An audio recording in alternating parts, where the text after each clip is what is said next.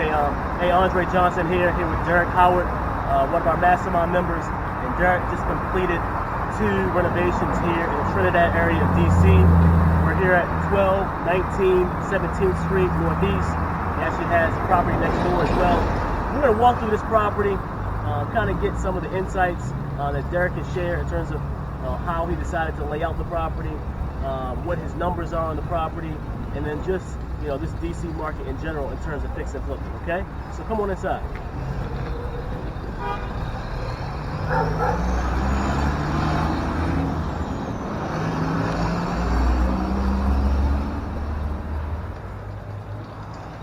All right, so you can see it's a beautiful renovation inside. Derek, why don't you comment on some of your decisions in terms of the wood floor, the color palette on the walls, how you did the traying of the ceiling, and then of course we'll walk towards the kitchen area. Sure. Our original concept was to come in, of course, and do a full gut. The tray ceiling is a design that I've used before on another project that we did. That's just kind of the look that I prefer on all of the renovations. I would probably always go with tray, some form of a tray ceiling. Okay. And why so? Because in DC it gives a higher end look? It does. It gives a higher end look. I just think it just makes this area pop a little bit more. Okay. It has that appeal when you come into the house. Yep. With the crown molding and everything we had in it as well. Floors are they're distressed engineered wood, which is a little different than the stained hardwood floors. So when you buy the engineered wood like you see here, you can lay this wood without having to stain it. Exactly. So it cuts down on your labor costs in terms of staining. It cuts down on your cost. It's less messy. Okay. The only issue that you may have sometimes with using the stained flooring is in wide open areas like this, if there's any inconsistencies that will show up on the floor. Right. So we wanted to just kind of get in and get out of this property as quickly as possible. Pick a nice color. This is kind of in the walnut family, very similar to the one next door. It's a popular finish look that people like. Paint is called passive, which is a nice blend of kind of a neutral color that's pretty popular color. Yeah, absolutely. We see the passive gray, this kind of gray color with the white molding really pops when you have a blue color floor similar to what we have here. Let's take a look at the kitchen here. You can see it's stainless steel appliances, refrigerator, stove, and dishwasher there. I love this quartz countertop here. So what makes you go with this color countertop with the white cabinets and the backsplash? Is that a design and finishings, that combination that has sold well for you in the past? It is, and basically what I do is I don't reinvent the wheel. The property that we previously done, these countertops are just very popular. They kind of blend in with the paint if you notice. Yep. It has a hint of gray in it that just blends perfectly with the paint. And I don't believe in reinventing the wheel. We just stick with what works. We just keep reduplicating. It's like a quartz type granite? Yeah, this is called quartzite. Okay, And it is a quartz-based product. Okay. It's a natural stone. A little different than granite, a little bit more expensive than your regular granite, but it just seems to be a product that everybody really likes. It's really popular. I like the natural grain in it, and it just blends well, of course, with the white shaky cabinets. Just curious, how much per square foot for this quartz relative to granite? Honestly, Andre, I cannot answer that question. Okay. I'm not sure. I mean, because you've got different levels of granite, A, B, C, and D. Okay, fair enough. So, let's go upstairs. And then we got half bath over here. Half bath, sorry. Half bath here. And one of the things that I did different, as I'll kind of walk you through on this particular house, we did 2 HVAC systems. We have a unit that controls this floor and the second floor, and we have another heat pump system in the basement. And the reason we did it that way is because 9 times out of 10, whoever buys this property, if they see that they have the potential to have some income from a rental unit, a separate unit, then you know, everything is kind of set up that way. Is if they, even if they wanted to go back to the city and redo the zoning, they could actually have this done where it's two separate units. If that's what they wanted. Absolutely. And so, you know, part of designing with the end in mind, having a two-zone system where you have separate zoning for heating and air conditioning in the basement really sets up nicely for someone who buys this house who may want to consider an Airbnb model in the basement, where you may live within the house, top 2 floors, do the Airbnb in the basement, and possibly even generate enough income from Airbnb to actually cover your mortgage on the property. I see a lot of people in DC doing it. That's true. All right, let's head on upstairs.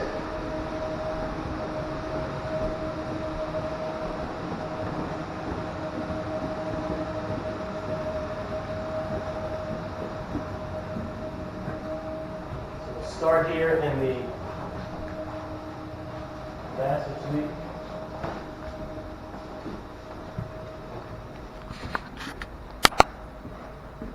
So we're in the master suite here. You can see that the ceilings have been bolted. Now, when you started the project, how high were the ceilings when you started? The ceilings were 8 feet high. Okay, ceilings were 8 feet high, so you know, not much higher than the window height here. And of course, you decided to open up the ceilings for. Well, the vaulted ceiling look just gives more of a wow effect when you walk into the master bedroom. Okay. Pretty popular thing that people are looking for if we can get it. Okay. And I mean, that was just wasted space. Got it. You know what I mean? So once we gutted the whole house and we're like, okay, we got all the space up here, let's just go ahead and take advantage of it, frame it to the joist and create the vaulted look. Okay. It just makes the room feel a lot better. And you're comfortable doing this, being a licensed GC on this job. I mean, these are the types of design elements that you've done in previous projects, right? Correct. Okay. Correct. So we'll take a look at the walk-in closet here. And here's the master bath.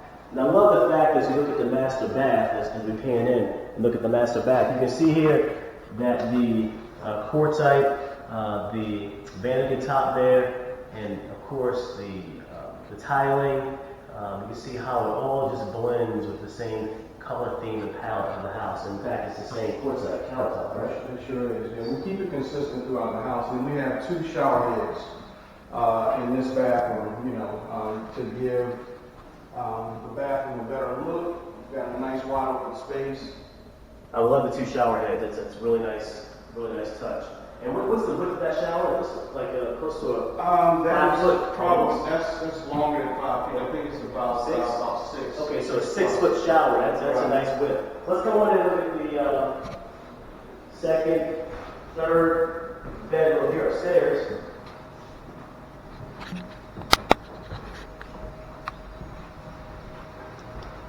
So we're going to take a look at the second bedroom here. You see these bedrooms are still nice size, but you can only work with the footprint that you have with these houses here in DC. If you come look at the third bedroom here, so each bedroom has its own closet inside, of course. Recessed lighting. And I wanted to point out something on this. Sure. So Darren, go ahead and point out something as far as the bedrooms are concerned. The difference between 1221 and 1219. We have 3 bedrooms upstairs, but the one that's in the middle that has the skylight legally is not considered a bedroom from an appraisal standpoint. Okay. So you don't really get the full value of considering that in a bedroom from an appraisal standpoint. Okay. The difference between this one is that from an appraisal standpoint, both of these bedrooms are qualified as legal bedrooms. Okay, I got you. So we have 3 legal bedrooms that we can, you know, get the value from an appraisal standpoint versus next door. Even though we have the skylight, we know it is a bedroom. Right. But legally, an appraiser cannot say that that is a bedroom. He's going to say that it's a den or an office. Got it. So that was one of the things that we did differently here versus next door. Got it. And so let's pan around to the hallway bathroom. So here's our second full bathroom. Again, you can see that the design elements in terms of color palette is pretty much the same. So let's come on downstairs to the basement.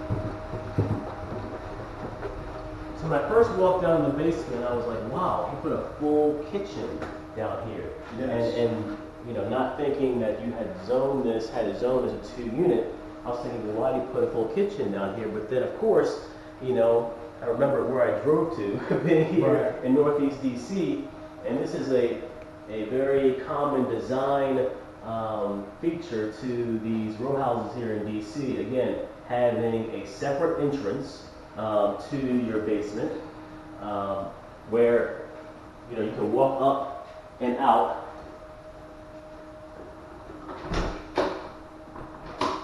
You can walk up and out from the exterior into the basement, and you can see here there's a tremendous amount of excavation work done to make this possible.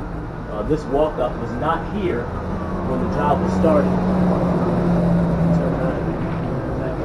So this makes for a nice option for the homeowner who buys this property to live upstairs and then rent out this bottom unit here. Again, it's not legally zoned as a 2-unit, but as Derek said, you know, you can rent this space out. You know, it could be a family member, but it could be Airbnb, where people are now renting out parts of their houses through the Airbnb site, and possibly again take in enough rental income or space income to cover the mortgage. That's true. And that's why we decided to go 2 zone heating here, right? So this downstairs floor controls zone heat. Yes, fully separated. It has a sub panel as well. Okay. You can see the sub panel right there for the breakers up on the wall for the utilities down here. I'm assuming the breaker box controls, you know, the kitchen down here as well as the air handler. Correct. Okay. All right. And so you can put the stainless steel appliances down here. Yes. Here's your air handler, your second air handler, and your hot water heater. And I'm assuming here you can even have your separate washer and dryer here, right? That's correct. All right, so it's already put those in. It's already ran for your, you know, the water lines, and the vent is already run for your washer and dryer here, which are actually here in the back that need to be installed. So down here you have your own you have your bathroom, your full bathroom for your basement unit, you know, with your similar tiling pattern to upstairs, and your walk up. So this right here will qualify as another bedroom. It does, because it has egress. It has egress. Right, so the key here in making this design work, having a separately controlled HVAC, having your own kitchen unit down here, your own full bath, by having the walk up and out in the front, gives you the feature to be able to rent it out. But then having this separate space here with a separate walk up and out with a proper egress, you're now able to actually qualify this as a bedroom. Got 4 legal bedrooms here. Right, so this makes the 4th legal bedroom here in this property. Right. So now, by appraisal, this property will be able to be appraised as a 4-bedroom, 3 full bath, 1 half bath. That's correct. And so therein maximize the value of this property here. So let's walk up out the steps here and take a look at the back. It should be all right. Okay, sorry. Yeah, there we go.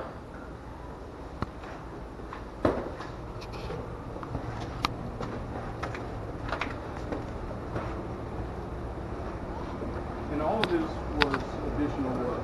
Everything, all of the concrete work, the steps, this. So when you bought the property, did it look like this on the outside pretty much? It was worse. Okay, so take a look over here. You can see what is the starting point over here. This is to be renovated. And Derek just said it was worse than that. So if you pan back over here, you know, this entire concrete footing here for the 2 parking spaces, this deck, the walk out and up that was created was all part of the rehab budget. So let's quickly go over the numbers so people, we'll walk back inside so it's easy to hear.